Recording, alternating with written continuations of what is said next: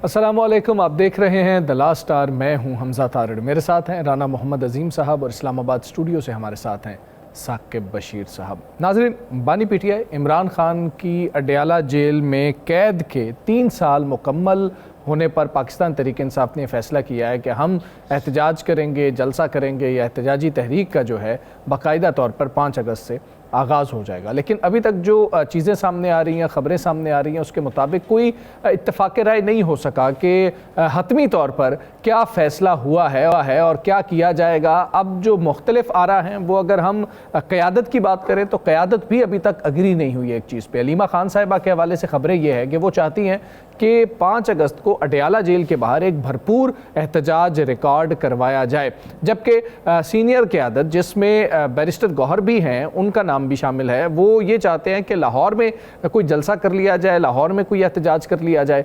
और कुछ जो अरकान असम्बली हैं, लेकिन काफ़ी ज़्यादा तादाद है, वैसे कुछ इसको कहना दुरुस्त नहीं होगा, उनके हवाले से खबर ये आ रही है कि उन्होंने कहा महंगाई बहुत ज़्यादा है, लोगों को बेरोज़गारी का सामना भी है। एक तो लोग मुआशी तौर पर काफ़ी तंगी में हैं, फिर मुकदमात के खदशात भी हैं उन्हें, और साथ ही साथ मुसलसल एहतजाजी जो सरगर्मियाँ हुई हैं वो नाकाम होती रही हैं, इसलिए शायद बड़ी तादाद को पुल आउट करना मुमकिन नहीं हो पाएगा। तो ऐसे तनाजुर में 5 अगस्त का जो एहतजाज है वो अलामती नौइयत का होगा या हुकूमत के लिए कोई परेशानी पैदा हो सकती है पाकिस्तान तहरीक इंसाफ अगर बाकायदा तौर पर कोई एहतजाज करती है। इस पर हम बात करेंगे। पीपल्स पार्टी बहुत तनकीद कर रही है इस वक्त, मुस्लिम लीग नून पर फॉर्म 47 की बात भी हो रही है, सारी चीज़ें हो रही हैं। वो अगर गवर्नेंस की बात है उस पर भी तनकीद हो रही है। तो बैरिस्टर अली ज़फ़र साहब ने मशवरा दिया है पाकिस्तान पीपल्स पार्टी को कि आपका तो वही मौक़िफ़ है जो हमारा मौक़िफ़ है, हम फॉर्म 47 कहते हैं या फॉर्म 45 कहते हैं, आप भी वही बात करते हैं, तो आप लोग ऐसा करें कि तमाम ओहदों से इस्तीफ़ा दें और हमारे साथ आकर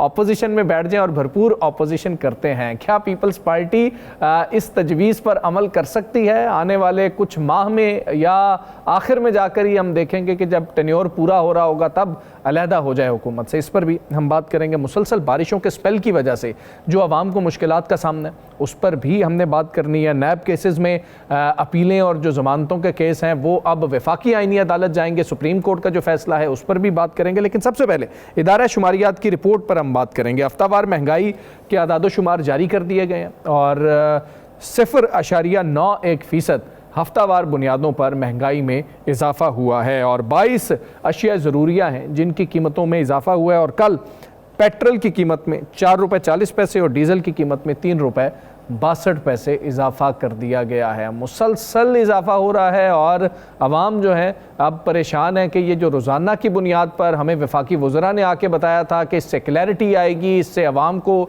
मैकेनिज़्म को समझने में आसानी हो जाएगी, तो इस आसानी के तो बगैर अवाम समझ रहे हैं कि हम ठीक थे कि जब आप लोग आके हफ्ते के बाद बताते थे, कम अज़ कम आपको ये तो होता था कि इतना बढ़ाएंगे तो अवामी रद्द अमल आ सकता है। राना साहब, इदारा शुमारियात की रिपोर्ट 22 अशिया ज़रूरियाँ महंगी हुई हैं, टमाटर महंगे हुए हैं, एक हफ्ते में 39% से ज़ायद महंगे हुए हैं। और ये जो पेट्रोल डीज़ल है ये देख लें जी, डीज़ल 15.87% और पेट्रोल 5.23% महंगा हुआ है। बिस्मिल्लाहिर्रहमानिर्रहीम, अस्सलातु वस्सलामु अलैका या सय्यदी या रसूलल्लाह, अस्सलातु वस्सलामु अलैका या सय्यदी या हबीबल्लाह। ताजदारे ख़त्मे नबूवत जिंदाबाद जिंदाबाद जिंदाबाद। बात यह है कि ये आपने एक अदारा शुमारियात की हफ्तावार महंगाई के अदाद शुमार जारी कर दिए, फरमा दिए। भाई ये ज़रूरत है, महंगाई ज़रूरत है। किस लिए? ब्यूरोक्रेट्स को पैसे नहीं देने यार। अच्छा, अगर हम ब्यूरोक्रेट्स को पैसे नहीं देंगे, उनके लिए जो ज़ाफ़ी बजट मंजूर किया गया है, जो चुप चुपीते करता गया ना, यहाँ पर तो सारा दिन प्रोग्राम होता रहा। जब तहरीक इंसाफ ने एक वो पासपोर्टों का कर दिया उन हुकूमत ने, तो उस पर तो मैं कह रहा हूँ सारे पाकिस्तान के सहाफ़ी उसी तरफ लग गए। ये जो ब्यूरोक्रेसी को इतना नवाजा जा रहा है, एक तरफ आप कह रहे हैं किफ़ायत शुआरी की में, एक तरफ आप ये जो है अन्ना वंडेर हो रही है मुरमुर अपने घर, ये अपने घर वाले साहब की है। बात ये बड़ी सिंपल सी है, महंगाई इसलिए ज़्यादा ज़रूरी है। अगर हम महंगाई गवर्नमेंट करेगी तो जनाब किसी अफसरान को जो मुराद देनी है, जो सरकारी अफसरान के लिए चीज़ें हैं, वो किस तरह होंगी? नई गाड़ियाँ कहाँ से आएगी? मुझे बताए, कोई दरख्तों में नोट लगते हैं? नहीं लगते ना।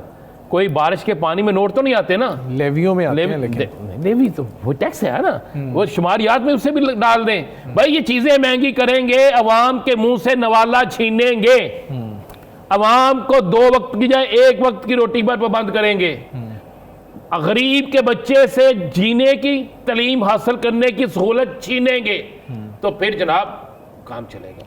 आबादी बढ़ गई है ना, क्यों गरीब का बच्चा जो है वो पढ़े? ये नहीं हमें अच्छा लगता, अमीर का बच्चा अच्छा लगता पढ़ता हुआ।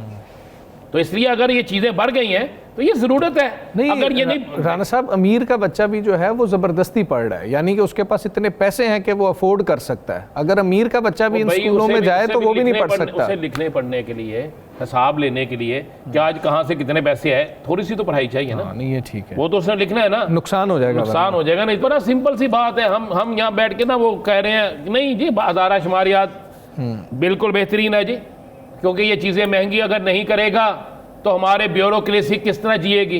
अगर ये चीज़ महंगी नहीं करेगा तो हमारे सियासतदानों के लिए नई गाड़ियां कहाँ से आएंगी? अगर ये चीज़ें महंगी नहीं करेंगे तो जनाब ये शहाना टूर किस तरह होंगे? अगर ये चीज़ें महंगी नहीं करेंगे तो ठेकेदार माफिया जो है उनको पैसे कहाँ से जाएंगे? अगर ये नहीं करेंगे तो जनाब फिर वो जो होते हैं ना कि बीमारी के इतने करोड़ दे दो, इसका इलाज मुल्क से बाहर होना है, जी जी, फलाने के इतने पैसे दे दो, तो ये दारा शुमारियात बेचारा जो है ना, मुझे लगता है इसमें बंद करवा देना है कि ये रिपोर्ट जो शाये कर देते हैं। आप जरा सिंपल सा ले लें, आप इसको उठा के देख लेना। हम तो आज बड़ा करते हैं, हफ्ता डीजल 15.87%, पेट्रोल 5.23% महंगा हो गया। ठीक है, एक हफ्ते में टमाटर में सबसे ज्यादा 39.92% बड़ा इजाफा हुआ। अच्छा, ये वो इजाफा है जो ये जो लिखते हैं ना, ये इजाफा कौन सा है? ये वो इजाफा है जो सरकारी रेट होती है ना, नर्ख होते हैं उसके मुताबिक। ये असल में जाए गली मोहल्लों में, चौकों चौराहों में पता चले। आपको पता है आज सब्जी कितनी महंगी होगी? 100% महंगी होगी। उसकी वजूहात क्या होगी? ट्रांसपोर्ट में प्रॉब्लम है, ट्रांसपोर्ट में प्रॉब्लम आ गई, बहुत से बारिश की वजह से जो जगह जो है वहां पे सामान पहुंच नहीं सका, और जिन मंडियों में सामान मौजूद था, आज कुछ ऐसी फुटेजेस मौजूद हैं, मुझे नहीं पता कि हम इसलिए नहीं दिखाते, असल पूछे तो कि अवाम उस पर परेशान हो जाएंगे। सब्जियां तैर रही हैं। सबसे बड़ी पाकिस्तान की सब्जी मंडी कौन सी है? ये लाहौर वाली जी। जरा उसमें देखें कि सब्जियां तैर रही हैं, फल तैर रहा है, और इसी में लोग लेने जा रहे हैं ना। ये जो फल महंगा तरीन है, आधी सब्जी खराब होगी तो महंगी होनी है, ट्रांसपोर्टेशन की वजह से ना पहुंच सकी, महंगी होनी है। रात को आप बुक कराते हैं, जनाब एक ट्रक ले आइएगा टमाटर का, वो टमाटर का ट्रक रात को बुक करता है, वो कहता है 1.5 लाख रुपए में। 12 बजे के बाद उसका फोन आता है, जनाब 1.5 लाख नहीं 2,25,000 में। तो फिर आप कहते हैं अच्छा जनाब सुबह मंडी भी रेट चेंज करांगे।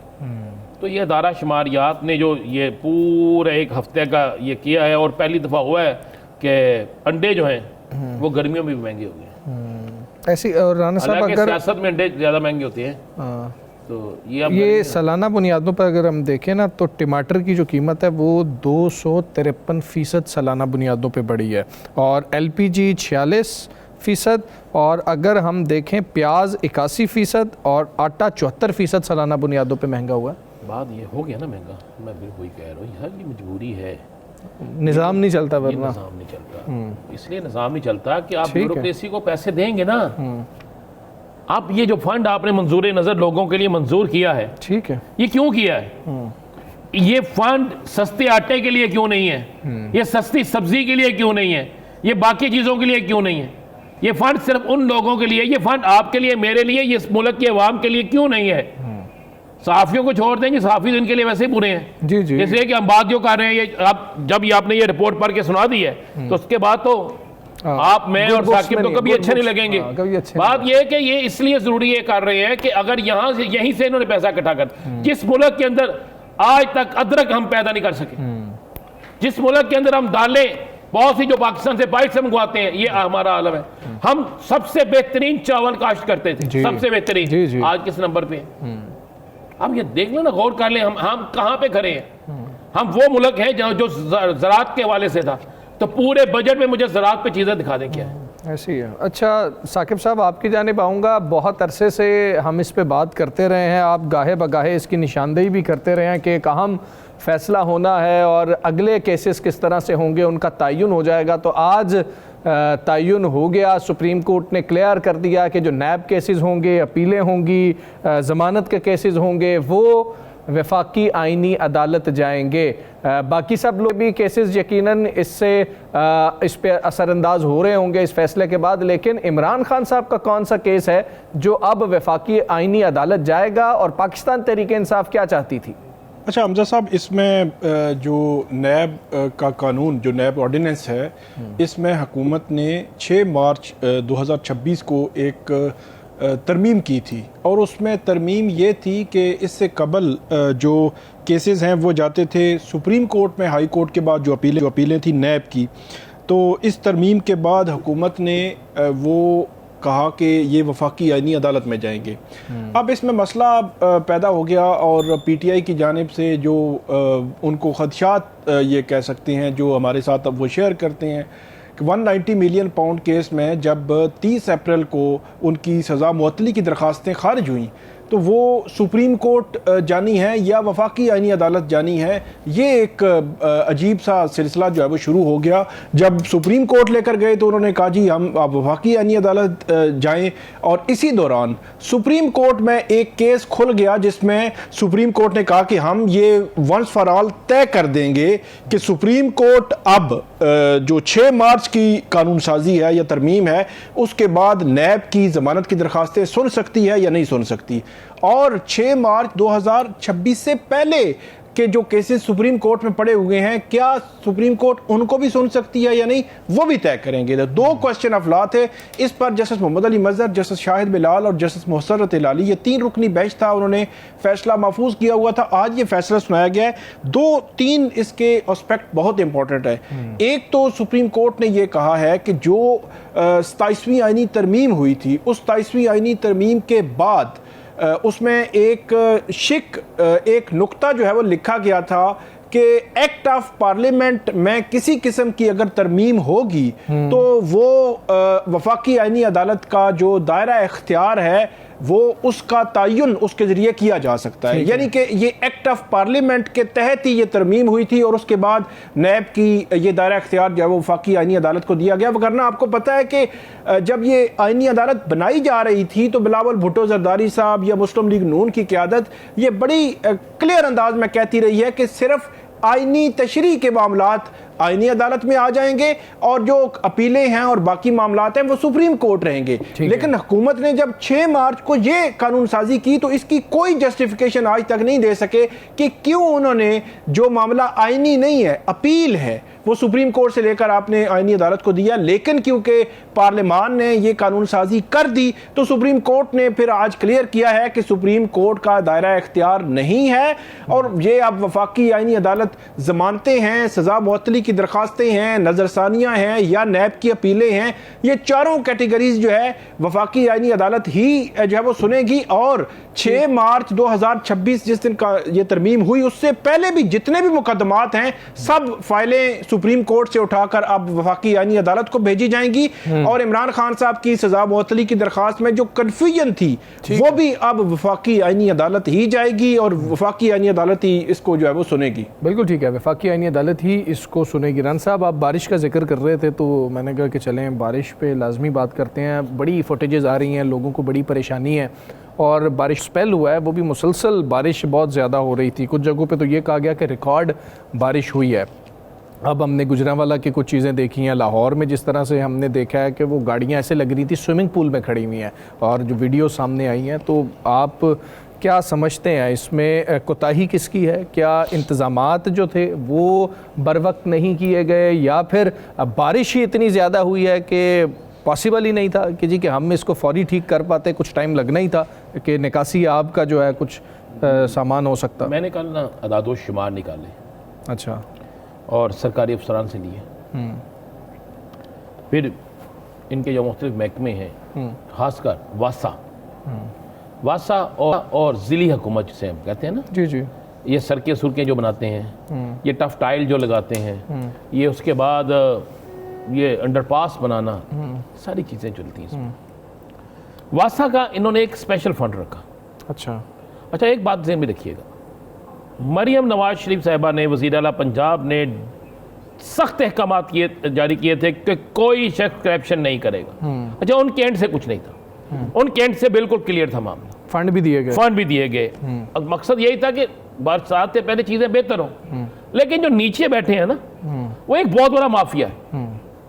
अब सुना है कि उनको डंडा जाने लगा, भिड़ने लगा डंडा जिसे कहते हैं ना, उनके मुतालिक रिपोर्ट्स बन रही है। अब आप आ जाए पहले गुजरांवाला, ठीक है, सबसे ज़्यादा डिस्कस हो रहा है गुजरांवाला, हाफजाबाद। आप ज़रा इनमें देखें, वासा के अफसरान को ठीक है जी मौतल कर दिया, मौतल करना हाल था सिर्फ, 2 जाने गई, अरबों रुपए का नुकसान हुआ, आज के दिन तक पानी नहीं निकला। आलम यह है, इस वक्त की सूरत हाल ये है कि हल्की सी बारिश होती है तो लोग डर जाते हैं। अब वहां पर जो अरबों रुपए फंड लगा, वहां पे महकमा वासा जो है उसके जुम्मेदार, उन्होंने किन को ठेके दिए? क्या उनकी मर्जी के बगैर वो ठेके गए होंगे? किसी प्रोग्राम में ना उस लिस्ट को लाएंगे सामने कि किस किस के ठेके, किस किस के रिश्तेदार, कौन कौन किस तरह ओबलाइज होता था। फिर वहाँ पे जो महकमा, जिसे आप कहते हैं बल्दियात कहते हैं, सिटी डिस्ट्रिक्ट गवर्नमेंट कहते हैं जी, उनके भी बड़े नाम हैं। सड़कें बह गई हैं, टफ टाइल गुजरांवाला में ख़त्म हो गई है, गड्ढे पड़ गए हैं। अच्छा, फिर आप आ जाए आगे लाहौर, कमाल हो गया, लाहौर में आज के दिन भी पानी खड़ा है। कई अंडरपास जो है वो तो नज़र ही नहीं आ रहे ना, कई जगहों पे गड्ढे बन गए हैं और आज के दिन तक है। आज जब दिन में बारिश हुई जी, तो उस बारिश के बाद नज़ारा कुछ ऐसा था कि बहुत से लोग कह रहे थे कि यार दुआ करें पानी ना खड़ा हो जाए। ये बाकायदा है, मार्केटों में पानी चला गया। फिर अगली फुटेज जो हमें सबसे ज़्यादा है वो आई शेखुपुरा से जी। शेखुपुरा में पिछले दिनों बड़ा एहतजाज किया लोगों ने वासा पे। अच्छा, वहाँ पे वासा का कमाल है कि आज के दिन तक ये फुटेजेस चल रही हैं हमारे पास, पानी नहीं निकला। वहाँ पर इतना पैसा लगा है कि आपकी सोच ख़त्म हो जाएगी। हुआ क्या? अब बड़ी सिंपल सी चीज़ है, आपको पैसे, गवर्नमेंट ने पैसे दिए, मैं फिर कह रहा हूँ मरियम नवाज शरीफ साहबा ने पैसे दिए, उन्होंने फंड जारी किए, उन्होंने कहा बिल्कुल मेरिट पे लगाएं। अब हुआ क्या है, आपको चाहिए 6 फुट की ड्रेन, मौजूदा हालात में आपने 2 फुट की ड्रेन ख़त्म की और 2 फुट की ही डाली। अब 2 फुट की ड्रेन जो है वो किसी सूरत में गुजारा नहीं कर सकती, खाते में लिख दी गई, बाकी या खाते में नहीं भी लिखी तो वहां पे तो 6 फुट की डालनी चाहिए थी। जब पानी का एक जोर बढ़ता है तो आपने किस तरह निकालना है? फिर बहुत सी जगहों पे कागजों में काम हो गए, लेकिन कुछ लोग नवाजे गए। वासा सबसे गंदी पोजीशन पे चला गया, सबसे गंदी पोजीशन पे। कार्रवाई होगी? देखिए, अगर अब भी कार्रवाई ना हुई फिर सवाल उठेंगे, तो फिर मरियम साहबा जो है उन्हें सोचना चाहिए कि नीचे क्या हो रहा है। मैं कह रहा हूं कि मरियम नवाज शरीफ कभी नहीं चाहती कि ये काम ऐसा हो। कोई भी वज़ीर आला नहीं चाहता, लेकिन हो गया ना, हो गया, नजर आ रहा है। एक बारिश होती है तो शहर डूब जाता है, एक बारिश होती है सड़कों में गड्ढे पड़ जाते हैं। मुझे बताएं, ये कोई बादल तो फटे नहीं, अल्लाह माफ करे। यहाँ पे तो क्राउड ब्लास्ट हुआ ही नहीं। अगर यहाँ पे अल्लाह ना करे वो हो जाए तो ऐसे तो वैसे ही रहेंगे।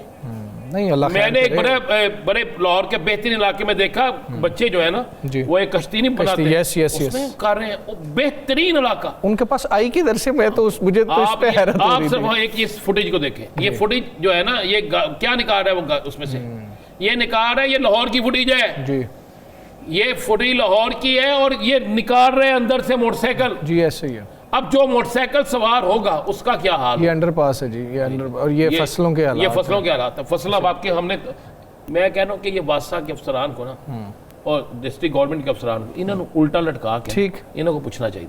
बिल्कुल ठीक है जी, इस पे आप सही कह रहे हैं राणा साहब, कार्रवाई होनी चाहिए और अगले मॉनसून के लिए अभी से तैयारी भी होनी चाहिए कि ये कोताही क्या रही, किसकी गलती थी और उसका तदारुक कैसे होगा। हम यहाँ पे ब्रेक लेंगे जी, ब्रेक के बाद वापस आते हैं। स्टे विद अस।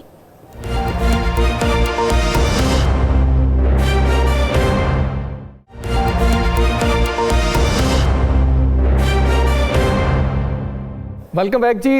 एक तो आज जो सुप्रीम कोर्ट का फैसला आया है उस पर हमने बात करनी है। पाकिस्तान तहरीक इंसाफ के जो मामलात हैं, कुछ केसेस के मामलात भी हैं और कुछ ऑपोजिशन को इकट्ठा करने के और 5 अगस्त की जो तहरीक चलानी है या एहतजाज करना है वो मामलात भी हम बात करेंगे। हमारे साथ मौजूद हैं बैरिस्टर अली ज़फ़र साहब। बैरिस्टर साहब अस्सलाम वालेकुम, बहुत शुक्रिया सर आपका। सर पहले आगाज़ कर लेते हैं आज, क्योंकि सुप्रीम कोर्ट का बड़ा अहम फैसला आया है। ये जो नैब केसेस हैं, अपीलों के मामलात हैं, ये सब अब जाएंगे वफाकी आइनी अदालत में। इसके साथ लिंक किया जा रहा है खान साहब का 190 मिलियन पाउंड का केस। सर आप इस फैसले को किस नज़र से देखते हैं, और दूसरा ये भी कहिएगा कि खान साहब के जो केस है उस पर कितना असरअंदाज होगा ये फैसला?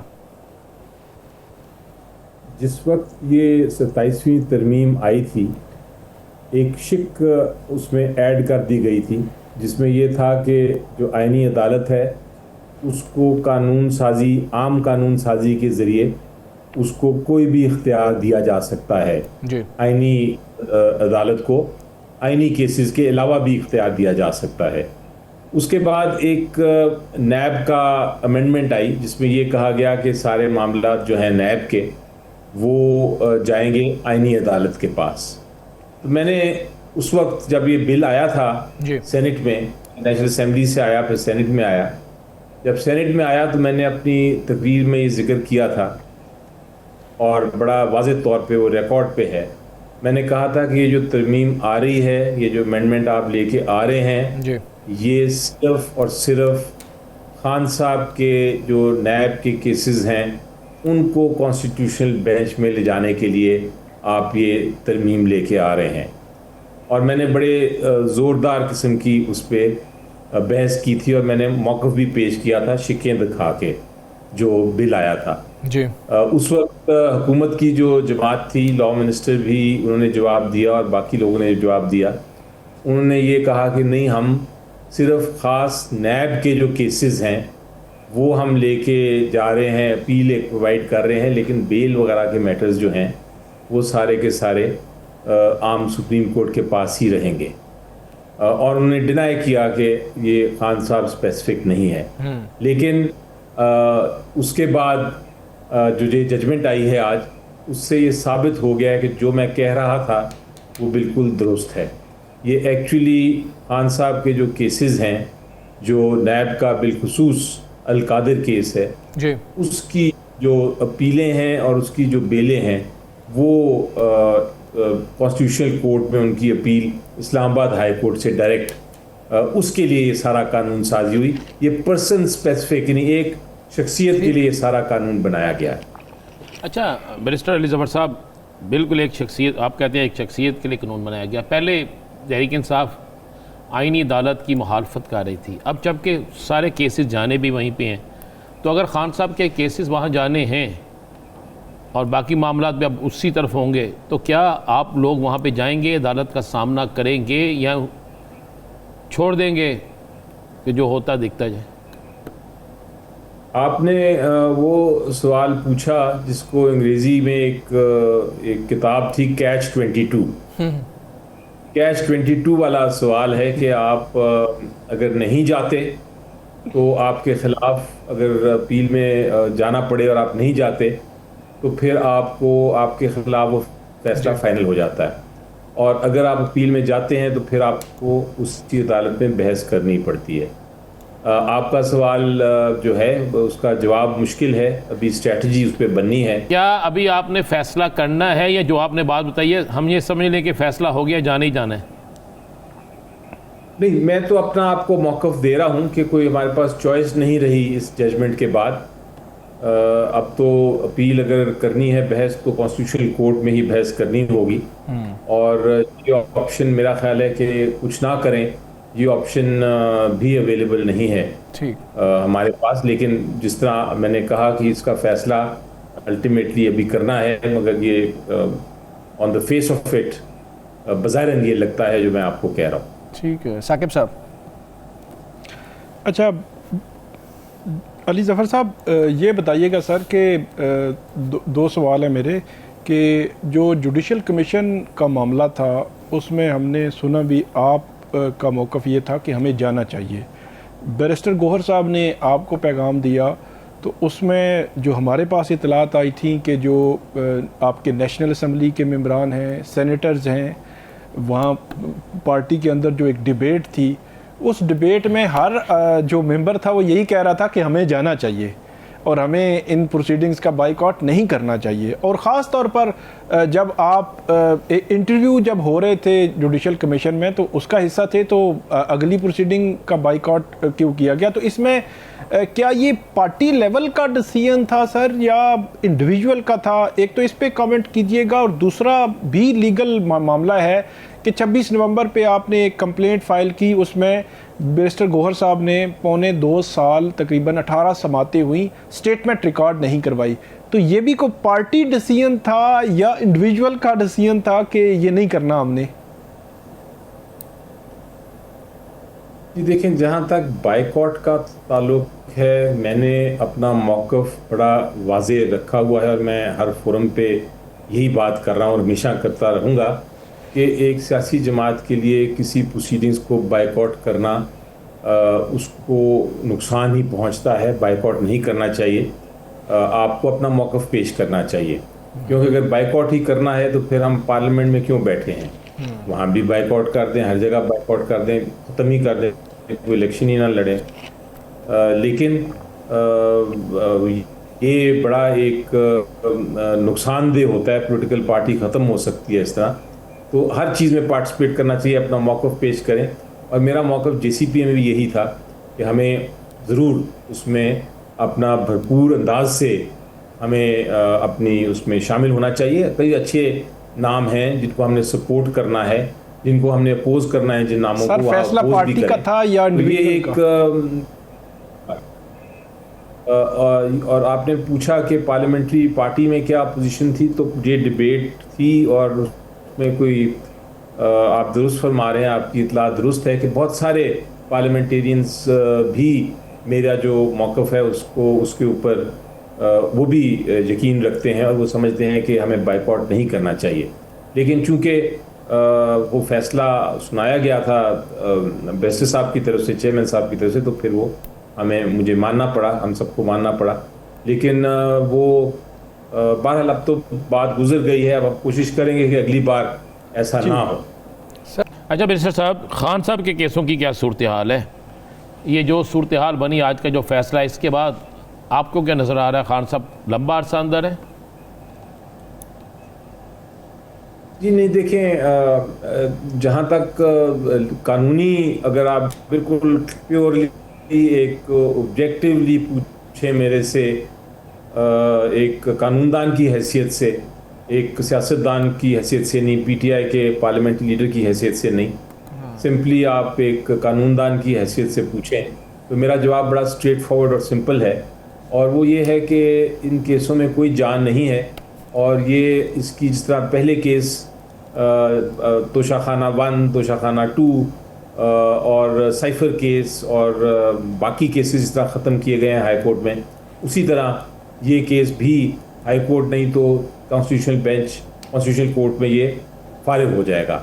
और इन केसेस का फ़िक्र नहीं है। ये एक इस वजह इसलिए मैं कह रहा हूँ क्योंकि केसेस में कोई हकीकत ही नहीं है, उनमें ना कोई एविडेंस है, ना कोई शहादत है। और कोई भी मेरी करियर में मैंने देखा है कि अल्टीमेटली अगर केस में शहादत ना हो तो कहीं ना कहीं जाके वो केस ख़त्म होता है। तो इंशाल्लाह ये तो कानूनी साइड है। लेकिन मैं समझता हूँ कि इसमें सिर्फ जो PTI को अगर आप देखें और खान साहब के केसेस को देखें तो ये सिर्फ इसका कानूनी हल शायद ना हो, इसमें आपको बाकी भी साथ साथ जो आपके स्ट्रीट मूवमेंट है, मसलन आपकी सड़कों पे जो मूवमेंट है, आपकी जो पार्लियामेंट में है, आपकी जो आपके मीडिया के सामने डिबेट है, आपकी जो जितनी भी कार्रवाई हो, जितनी भी वेन्यूज़ हों, जितने भी रास्ते हों, अभी उन पे भी जंग लड़नी है आपने। ठीक है बैरिस्टर साहब, बहुत शुक्रिया आपका प्रोग्राम में हमें ज्वाइन किया। साकिब साहब, ये मौलाना फजलुर रहमान साहब के साथ जो पाकिस्तान तहरीक इंसाफ का इत्तेहाद का मामला है, मामलात कहाँ पर रुके हुए हैं और PTI में क्या सोच पाई जाती है? हमजा साहब, PTI के अंदर जो क़यादत का फुकदान है उसकी वजह से आप अगर यूँ कह ले कि पार्टी तितर बितर है तो ये मुनासिब मेरे ख्याल में अल्फाज होंगे, इस सेंस में कि अब चेयरमैन लेवल पे जब हम देखें ना कि चेयरमैन PTI बैरिस्टर गौहर साहब हैं, उनके डिसीजंस को पार्टी के अंदर कैसे देखा जाता है कि वो इंडिविजुअल के हैं या पार्टी के डिसीजंस हैं, या सलमान अकरम राजा साहब हैं या सुहेल अफरीदी साहब हैं। आप PTI के अंदर मूवमेंट जो चलनी है, एहतजाजी तहरीक, उसी को देख लें। अब 5 अगस्त को सुहेल खान अफरीदी साहब ऐलान करने जा रहे हैं और ऐलान लाग मार्च का जो हमें पता चला है। तो दूसरी तरफ अलीमा खानम साहिबा जो है वो एबटाबाद जाएंगी शायद इस संडे को और वहाँ स्ट्रीट मूवमेंट लेकर वो चल रही हैं। तो बहुत ज़्यादा तजादात का एक मजमूआ आपको नज़र आता है। तो इसी तरह जो मौलाना फजल रहमान हैं उनके साथ मिलना, मुलाकात करना या उनके साथ एक अपोजिशन का किरदार और उनके साथ मिल के एक तहरीक का आगाज़ करना, ये एक बहुत ही कठिन मरला है, क्योंकि पीटीआई के अंदर बहुत सारी ऐसी आवाज़ें हैं जो मौलाना के ख़िलाफ़ हैं। अच्छा, अब पीटीआई के अंदर वो खिलाफ क्यों हैं, उसकी कोई वजह, कोई जस्टिफिकेशन उनके पास बज़ाहिर नहीं है। आपने देखा कि जब पीडीएम बनी थी तो ये सारी जमातें अगरचे आपस में इख्तलाफात थे, क्योंकि वो पीटीआई की उस वक़्त की हुकूमत के ख़िलाफ़ थे, तो वो सारे यकजा हो गए, इकट्ठे हो गए। लेकिन पीटीआई इतनी मुश्किलात झेलने के बावजूद ये इकट्ठी नहीं हो सकी। 2018 जुलाई से लेकर तकरीबन मेरे ख्याल 2 साल या 2.25 साल के अंदर वो इकट्ठे हो गए थे, और इनको बाहर निकले 4 साल हो गए हैं, लेकिन ये इस तरह की सिचुएशन जो है वो डेवलप नहीं कर सके, या कम से कम इलेक्शन के बाद भी 2.5 साल हो गए हैं। तो पीटीआई के अंदर 3 किस्म की जो है वो सोच पाई जाती है। एक तो वो कहते हैं जी मौलाना हमारे साथ आ जाएं, वो चलना शुरू कर दें। दूसरा मुखालिफ ग्रुप है कि हम मौलाना के साथ नहीं चल सकते। और तीसरा ग्रुप असद कैसर वगैरह का ग्रुप है जो चाहते हैं कि, और मेरा ख्याल है पॉलिटिकली अगर एक वाइज कोई डिसीजन अगर हो तो वो असद कैसर की जो सोच है वो बड़ी मेरा ख्याल बेहतर है। उसकी वजह ये है कि पीटीआई बंद गली में है, पीटीआई साइड लाइन की हुई है, पीटीआई के पास स्पेस नहीं है, लेकिन उसके बरक्स मौलाना साहब के पास स्पेस है, और मौलाना साहब को उस तरह ट्रीट नहीं कर रही हुकूमत पंजाब हो, मरकजी हुकूमत हो, जिस तरह पीटीआई को करती है। तो इनको इस रास्ते से कुछ स्पेस मिल सकती है, क्योंकि चकजई साहब और राजा नासिर अब्बास साहब का जो फार्मूला है वो कामयाब अभी तक नहीं हुआ, कोई इनको स्पेस नहीं मिली, कोई रिलीफ नहीं मिला। तो 3 किस्म की सोच पाई जाती है। इस वजह से पीटीआई और मौलाना के मामलात आगे नहीं बढ़ रहे। अदम एतमादी जो पाई जा रही थी वो ख़त्म नहीं हो रही। जिस तरह कामरान मुर्तज़ा साहब ने भी गुज़श्ता रात को ये बात की थी, तो कहने का मकसद ये है कि 3 सोचें जब तक एक नहीं होगी तब तक मौलाना के साथ आगे नहीं बढ़ सकते, और जब मौलाना के साथ आगे नहीं बढ़ेंगे तो मुझे कोई मजबूत किस्म की अपोजिशन और मजबूत किस्म का इत्तेहाद और एहतजाज और प्रोटेस्ट और हुकूमत के लिए कोई मुश्किलात पैदा करने वाली सूरत हाल नजर नहीं आ रही। बिल्कुल ठीक है, आपको ऐसी सूरत हाल नजर नहीं। हम यहाँ पे ब्रेक लेंगे जी, ब्रेक के बाद वापस आते हैं। स्टे विद अस।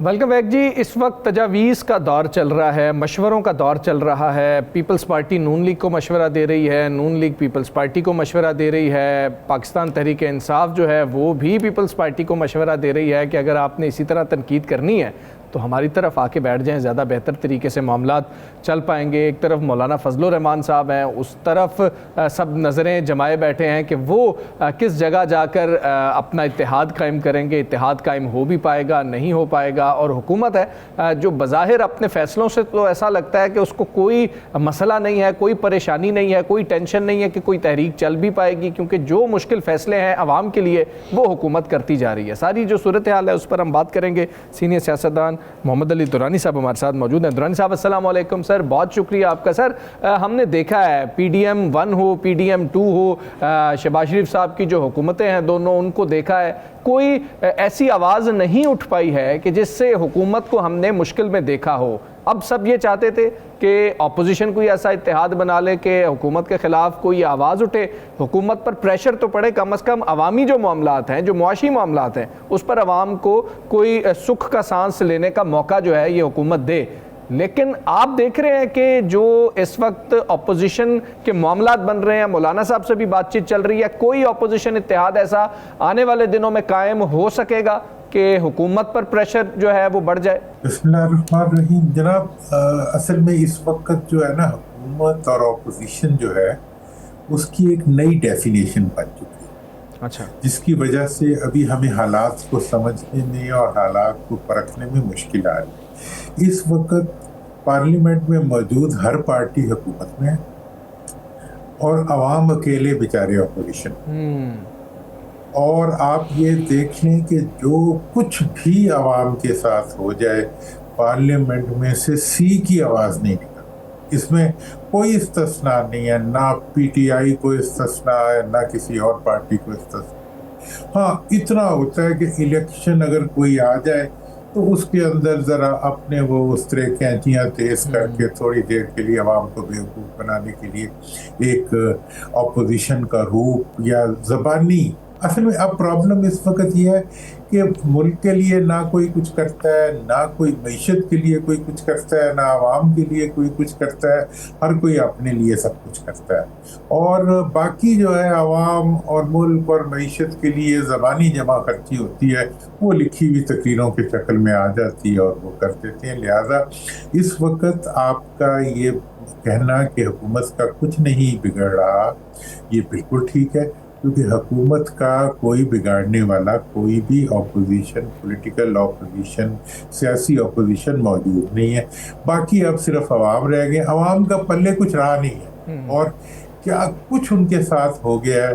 अब तो वो किसी कॉकरोच को ही ढूंढ रहे हैं। यहाँ तो मतलब जहाँ तक सवाल है मतलब सियासी लोगों का, मुझे आप बताएं कि पीटीआई की जो पार्लियामेंट में बैठी हुई अपोजिशन है वो क्या, आपको हैरान होंगे कि पूरे मुल्क की अपोजिशन को एक दफ़ा मैंने इकट्ठा किया था इस्लामाबाद के अंदर, जिसमें JUI भी थी, जमात इस्लामी भी थी, PTI भी थी, चकजई साहब भी थे, सब थे। और उसमें एक हमने आउटलाइन भी बना ली थी, लेकिन बाद में पता चला कि वही सब लोग, हुकूमत ने एक चाबी घुमाई और ये मतलब वो पुतली तमाशे की तरह आपस में लड़ना शुरू हो गए और आपस में इकट्ठे बैठे। फिर उन्होंने आईनी तरमीम ले आया, वो 12 आगे से आगे। तो इस वक्त अब अगर अपोजिशन बननी है तो वो उसी सूरत में बनेगी, कोई अपोजिशन पार्टी और कायदीन आवाम के साथ आगे खड़े होंगे, वरना तो दुरानी साहब आपके इंतहाई मोहतरम करीब तरीन, जिन्हें आप बड़ा और अच्छी तरीके से आपका तल्लक है, मौलाना फजलुर रहमान साहब सीरियस हैं? देखिए, मौलाना फजलुर रहमान साहब ने जो अभी रिसेंटली जो चंद मतलब इक़दामात उठाए हैं या उन्होंने जो आवाज़ बुलंद की है, उस रेफरेंस से उनके बारे में एक ऐसा तासुर बना है कि वो अपोजिशन के या इस हुकूमत के ख़िलाफ़ जो है वाकई एक सीरियस आवाज़ उठाने के मूड में है। और दूसरी तरफ ये भी है कि इस वक्त जो बलूचिस्तान की सूरत हाल है और जो KPK की सूरत हाल है, उसमें मेरा ये ख्याल है कि मौलाना एक अहम रोल प्ले कर सकते हैं और करना चाहिए, बल्कि उनको इस चीज़ के लिए उनको एतमाद देना चाहिए कि वो इस मसले के अंदर एक रोल प्ले करें। लेकिन वो रोल जो है वो बहुत मुश्किल रोल होगा, वो कोई सिर्फ बातों से नहीं हो सकेगा, उसके लिए बहरहाल उन्हें और भी बहुत कुछ करना पड़ेगा। लेकिन इस वक्त जो मौलाना जिन इश्यूज़ को उठा रहे हैं और वो बलूचिस्तान और KPK की सेंसिटिविटीज़ को चूँकि जानते हैं, वो वहाँ की देखें, इस वक्त KPK में जो हुकूमत है वो तो चले PTI की है, बलूचिस्तान में तो एक मतलब फर्जी हुकूमत है ना पीपल्स पार्टी की। पीपल्स पार्टी वहाँ एग्जिस्ट तो नहीं करती, वो तो उन्होंने बस समुंदर पे कब्जा किया हुआ है सिंध और बलूचिस्तान के, और वो उनके लिए एक सोर्स है।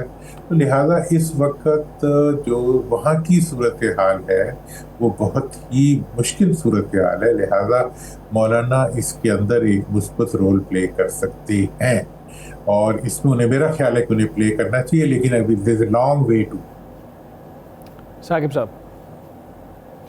अच्छा दुरानी साहब, ये सर बताइएगा कि पिछले काफ़ी कुछ अरसे से हम देख रहे हैं कि हुकूमत की जानिब से जो पॉलिसी अभी पेट्रोलियम प्राइसेस पे की गई नाफिज पिछले 5-6 दिनों में, लास्ट फ्राइडे से आज तक जो है तकरीबन 55 रुपये तक जो है वो डीज़ल बढ़ चुका है। उमूमी तौर पर अगर डीज़ल एक हफ़्ते के बाद बढ़ता तो अवाम शोर मचता कि ये क्या है, लेकिन एक एक दिन करके उन्होंने 55 रुपये बढ़ा लिया।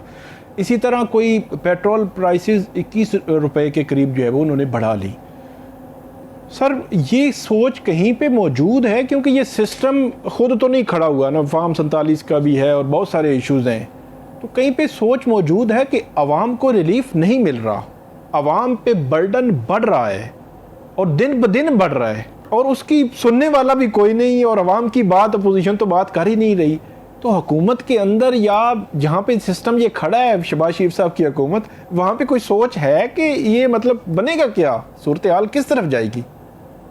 वो पुराने ज़माने की उर्दू फिल्में होती थी ना, उनके अंदर एक बहुत से ऐसे वाक़यात होते हैं जिसमें स्लो पॉइजनिंग की जाती थी किसी बच्चे की या किसी मतलब किसी फर्द की, और उसको आहिस्ता आहिस्ता आहिस्ता आहिस्ता जो है वो मारने का एहतमाम किया जाता था कि मतलब पता भी ना चले कि जहर दिया गया और अगला मर भी जाए।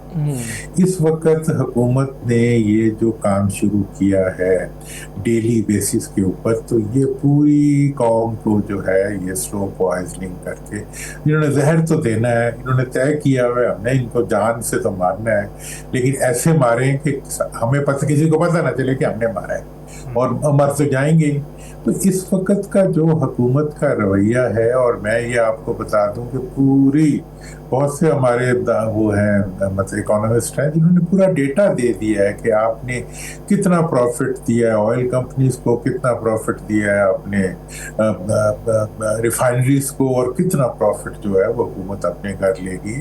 मतलब 10 रुपए लेवी थी 22 में और अब 160 से 90-80 रुपए तक पहुंच गई है।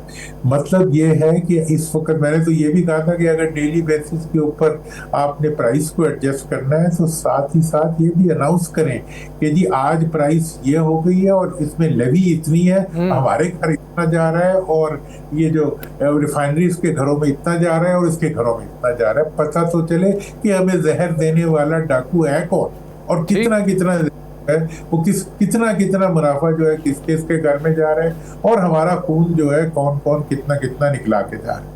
तो इस वक्त की ये जो कैफियत है मतलब हुकूमत की तरफ से, ये जो जुल्म और ज्यादती की कैफियत है, अब ऐसी सूरत हाल में जो आपका सवाल है बड़ा हिकमत से भरा हुआ होता है, इसलिए आप जब भी आप याद करते हैं मैं आता भी हूँ, मैं भी बहुत कुछ सीखता हूँ। मतलब वाकई ये सोचने वाली बात है, और जो बात आपने कही क्या इसका एहसास किस किस हल्के में किस किस हद तक है, तो मैं तो ये समझता हूँ अगर आपके का इशारा हो, मैं नहीं समझता कि कोई ऐसा हसास इदारा होगा कि जिसको इस चीज की खबर ना हो, कि जिसको इस एहसास ना हो। मैं ये भी नहीं समझता कि अवाम इतने बेखबर होंगे कि उन्हें पता ना हो कि ये क्या कर रहे हैं। अब ऐसी सूरत हाल में जो इस वक्त माहौल बना हुआ है, ये बहुत ही ज्यादा मैं समझता हूँ कि एक वो है, ये बिल्कुल टिकिंग बॉम्ब पे बैठे हुए, एक जिस घड़ी का जैसे टाइम बॉम्ब की टिक कर रही होती है, वो उसी के ऊपर हुकूमत ने मुल्क को बिठाया हुआ है कि हमारी पूरी और अब आइंदा देखें, अब ये जो जंग की कैफियत है इसकी अनसर्टेनिटी है, ऑयल इसकी अनसर्टेनिटी है, मुल्क के अंदर इस वक्त आप 3 दिन से लाहौर के अंदर हमारे इलाके में गैस नहीं है। सुबह के वक्त अगर वो गैस खोल दें तो शू की आवाज आती है, उसमें से हवा निकल रही होती है, आग लगाओ आग भी नहीं लगती। आप भी तो शुक्र करना चाहिए आपको दुरानी साहब, हवा निकल रही है, यहाँ पे तो वहां का सब कुछ निकल गया। मीटर चल रहा है, मीटर चल रहा है और गैस नहीं आ रही थी। तो मतलब ये, और ये बिल्कुल आप किसी वक्त भी जज कर सकते हैं। अच्छा, अब ऐसी ये जो सूरत हाल इन्होंने बनाई है, पूरी कौम के चूनों में से हवा निकल रही है, गैस नहीं निकल रही। इसी तरह मुल्क की मईशत को इन्होंने हवा दे रही है, बाकी सब कुछ खुद ले जा रहे हैं। तो अब ऐसी जो एक हवाई हुकूमत है उसने हवाई मईशत बना दी है। अब ये कितने दिन चलेगी, तब तक जितने दिन चलेगी उतने दिन मुल्क का नुकसान ही होगा और कौम की चीखें निकलेंगी। और ये मुकाबला कर रहे हैं कश्मीर के अंदर कि जी हमने ज्यादा दिया, हमने ज्यादा दिया। ये तो वहाँ पे अंधे और लंगड़े की लड़ाई जारी है। वो एक अंधा तुमने आपस में दोस्ती कर ली। हाँ ठीक है दुरानी साहब, बहुत शुक्रिया आपका, आपने प्रोग्राम हमें ज्वाइन किया। राना साहब, अभी दुरानी साहब आज़ाद कश्मीर इलेक्शन की बात कर रहे थे। 3 मराहिल होने हैं, मीरपुर डिवीज़न 27 जुलाई को ये इंतखाबात होने हैं। पाकिस्तान मुस्लिम लीग नून भी है, पीपल्स पार्टी भी है और इस्तेहकाम पाकिस्तान पार्टी भी है, JUI भी साथ है पीपल्स पार्टी के। क्या सर इधर पोजीशन है? और मरकज़ की हुकूमत का, वैसे हमने GB में भी हमेशा यही देखा था कि जो एक चीज़ चलती आ रही थी GB में उसकी हुकूमत होती है जिसकी मरकज़ में होती है, तो फिर नतीजा ये अखज़ किया कि सारे ही मरकज़ में मौजूद हैं। तो अब आज़ाद कश्मीर में क्या होगा? अब आज़ाद कश्मीर में ये होगा, बांट दी जाएंगी। अच्छा, तो अगर तो आप उस दिन हमारा प्रोग्राम हुआ जिस दिन इलेक्शन है, तो फिर तो बड़ी चीज़ें सामने हम लेके भी आएंगे। हाँ जी, नेक्स्ट डे हम बात करेंगे इस पर कम्प्लीटली। अब देखें ये मीरपुर डिवीज़न जो है ना, इसमें 14,01,439 मर्द ख़वातीन के वोट हैं। जी ऐसे ये 13 हल्के हैं ना जी। अगर आप इसमें जाएं, मैं हल्का 1 पे LA1 पे आ जाते हैं। इसमें पीपल्स पार्टी और नून लीग का मुकाबला है डडियाल में ना जी, और इसमें नून लीग को एच है। अच्छा, उसके बाद आप आ जाएं हल्का 2 पे आ जाए ना, LA2 मीरपुर 2। अच्छा, मीरपुर चूँकि एक बड़ा, मीरपुर से आपको पता ना, इसी जगह से वज़ीर आज़म साहब निकले ना, 2 वज़ीर आज़म यहीं से निकले। पीपल्स पार्टी के दरमियान नून लीग है, लेकिन यहाँ पर पीपल्स पार्टी जीतेगी। अच्छा, उसको इस वक्त तक पीपल्स पार्टी का जो है वो आगे हल्का 3 है, मीरपुर 3। ये मैंने आप आज ना रिपोर्ट्स ली अपने रिपोर्टर से भी, और वहाँ से डिटेल हमने बाकी लोगों से भी इकट्ठी गई, जिसके मुताबिक इसमें चौधरी यासर सुल्तान साबिक जो जी जी सुल्तान महमूद साहब थे उनके हैं ये, और तहरीक इंसाफ पे होते थे ये पहले लोग, अब पीपल्स पार्टी अब ये पीपल्स पार्टी में है। क्योंकि अच्छा एक पाकिस्तान में ना 2 जगहों की तहरीक जो तारीख है ना, वो कमाल वफादारियाँ बदलने की है। अच्छा, सियासी लोगों की सिर्फ सियासी लोगों की, एक कश्मीर और एक अजीबी। कोई एक ऐसा इलेक्शन नहीं है जिसमें एक उम्मीदवार दोबारा किसी पार्टी से लड़ता हूँ। पार्टी चेंज, हर पार्टी चेंज होती है। यहाँ पे हल्का 3 में यासर का मुकाबला जो है ना, इनका है चौधरी सईद के साथ। यहाँ पे यासर को एज हासिल है जी। अच्छा, हल्का 4 है। यहाँ पे ना एक पीपल्स पहले वजीर थे चौधरी अरशद बरकी, बिजली के वजीर थे, और खुद नहीं लड़े वो, अपने बेटे को लड़ा रहे हैं सुहेब अरशद को जी। चौधरी रुखसार और सुहेब अरशद मक्के में मुकाबला, लेकिन चौधरी रुखसार यहाँ से जीत जाएंगे, नून लीग जीतेगी। नून लीग जीतेगी। ठीक है, आप मिंबर पे आ जाए। वकार नून है, नून लीग के कर्नल रिटायर्ड वकार है नून लीग के। पीपल्स पार्टी के हैं चौधरी परवेज अशरफ। यहाँ पे इस्तेकाम पाकिस्तान को आज एज है, तैयब अवान को एज है उसे, इफ्तिखार तैयब अवान साहब को। उसके बाद आप आ जाए 6 समानी में। यहाँ पे रजाक साहब जो हैं वो है अली सोनी। बड़ा कांटेदार मुकाबला होगा। अली सोनी हमेशा जीते हैं, बड़ा ही कांटेदार मुकाबला होगा। और अब की अभी तक चौधरी रजाक जो है उनको इसमें एज हासिल है। अच्छा, यानी यहाँ पे भी नून लीग को एज हासिल है। लेकिन चौधरी अली शान जो है ना, शान सोनी, ये डंडी पट्टी भी गायब है। अच्छा, तो इसलिए कहा जा, लेकिन आगे यहाँ पे चौधरी रजाक है, कड़ा मुकाबला होगा यहाँ पे। अच्छा, उसके बाद आ जाए अनवारुल हक कल का, चौधरी अनवारुल हक जो साबिक वज़ीर आज़म। जी, ठीक है, यहाँ पर यही सबको जो है ना ख़राब करेंगे। अच्छा, ये यहाँ पर इस वक्त आज़ाद उम्मीदवार है, इनका एक अपना हल्का अखबाब है। अब वहाँ पर जो है नून लीग के, वो भी तारिक फ़ारूक साहब भी मैदान में है। इसी तरह वहाँ पे 3-4 आज़ाद उम्मीदवार भी हैं, तहरीक इस्तेकाम पाकिस्तान के भी हैं। तो यहाँ पर बड़ा फड्डा होगा, फड्डेदार मुकाबला। ये PTI छोड़ के जो है बागी अरकान में शामिल हो गए थे उस वक्त। बागी तो ना कहें आप ना, इतना तकल्लुफ़ भी क्यों करते हैं बागी करने का? आप उन्हें राइट वाला कहते हैं, आप इसे बागी कहेंगे? नहीं, PTI से तो बागी हो गए। नहीं, ये बागी उस वक्त क्यों होती है जब गवर्नमेंट खत्म होती है वफाक में। अच्छा, उससे पहले क्यों नहीं ये बागी होती? अच्छा, इधर ये मेरा पहले इसका मुझे बताएं ना हमजा साहब। ये मैंने सवाल करने के लिए जो लीडिंग क्वेश्चन है इसमें वो ये है कि PTI का वोट इधर किसको जाएगा? क्योंकि आपने पीपल्स पार्टी ना पीपल्स पार्टी को जाएगा ना नून लीग को जाएगा। अच्छा, वोट पड़ेंगे कितने, बस आप देख लीजिएगा ना, फिर आपको अंदाजा हो जाएगा सच खाते। अच्छा, टर्नआउट कम होगा आपके ख्याल में? अल्लाह करे टर्नआउट हो। अच्छा, ठीक है। LA8 जो है, ये आप कहते हैं ना कि लिख लें, ये बात मैंने लिख लिया राना साहब। अगर तो आप वहाँ के हकाइक को सामने रख के और मौके पर मौजूद पोलिंग को रख के बयान कर सकेंगे तो मुझे उम्मीद है कि आप अच्छे तरीके से कर सकेंगे। अच्छा, नहीं मैं फिर इंशाल्लाह जी, इंशाल्लाह करेंगे। नॉन लीग के यहाँ पे जो है हल्का 8 जो है जी, यहाँ पे पीपल्स पार्टी जो है जफर इकबाल उसको भी एच है और उनका मुकाबला इस्तेकाम पाकिस्तान के साथ होगा। अच्छा, जो है कोटली 9 हल्का 9, इसमें जो है पीपल्स पार्टी और नॉन लीग और तरीके इस्तेकाम पाकिस्तान, ये तीनों आमने सामने हैं। लेकिन एक यहाँ पे पीपल्स पार्टी का बागी है जो पीपल्स पार्टी को नुकसान पहुंचा सकते हैं। अच्छा, 10 में जो है यासीन चौधरी हैं, ये पीपल्स पार्टी के बड़े तगड़े हैं जिन्होंने अभी बड़ा कुछ किया है। यासीन चौधरी को एज जरूर हासिल है, लेकिन अभी इसे विनिंग आप कैंडिडेट नहीं कहते। अच्छा, कोटली पीपल्स पार्टी के चौधरी अखलाक जीत जाएंगे जी, यहाँ से 11 से जी, ये जो अब तक है। और जो है LA2 चौधरी यासीन 2 जगह सिलेक्शन ला रहे हैं जी। एक 10 से एक 12 से। एक 12 से। और यहाँ पे भी कंपटीशन है, सख्त मुकाबला है। 13 में भी सख्त मुकाबला है, कोई अभी इनमें नहीं है कि क्लियर होकर जीत सकता है। लेकिन इसमें जो सबसे खूबसूरत चीज़ होगी ना जी रान साहब, तीनों हुकूमती जमातों को वो देग में से चावल मिलेंगे। अच्छा, अब ये देखना ये है कि 5 प्लेटें किसको मिलती हैं, टोटल 13 प्लेटें हैं, उसमें से ज़्यादा प्लेटें कौन लेके जाता है। आपने ये कहा था कि नून लीग को पहले नंबर पे ज़्यादा मिलेंगे, फिर पीपल्स पार्टी को, और फिर इस्तेकाम पाकिस्तान पार्टी को, और नून लीग और IPP का जो है वो मर्जर हो जाए। जी, आप देख लीजिएगा, यही होगा। साकिब साहब, आज़ाद कश्मीर इलेक्शन, आपकी प्रिडिक्शन सर क्या है, लास्ट 2 मिनट्स?